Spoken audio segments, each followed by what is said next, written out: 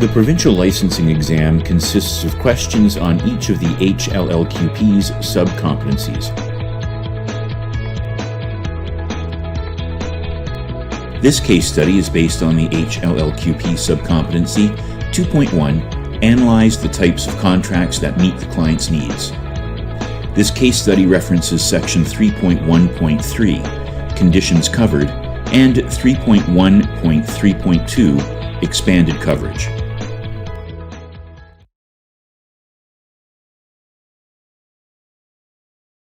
Critical illness insurance covers several specific illnesses. Which of the following is not a covered condition? A. Life-threatening cancer. B. Heart attack. C. Bypass surgery. Or D. Diabetes. To help figure out what the right answer is for this question, here's a fantastic success tip. In the provincial licensing exam, you'll be given a tablet with this manual loaded on it, and you'll be able to search it during the exam. It is, in other words, an open book exam. However, you won't be given the relevant section of the manual. You'll have to find it.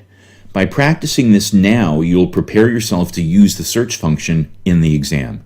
Of course, you don't have to use the manual in the provincial licensing exam, but if you're unsure of the answer, it's best to know how to find it quickly. Take a moment to search for the key phrase of this question. For example, if this was the provincial licensing exam, you could search critical illness. That would bring you to Chapter 3 in the table of contents. In this chapter, you'd look at conditions covered, since this is what the question is asking about. You could then refer to this section to find the answer. Once you've completed your search, choose the answer that you feel is correct, and then resume this case study.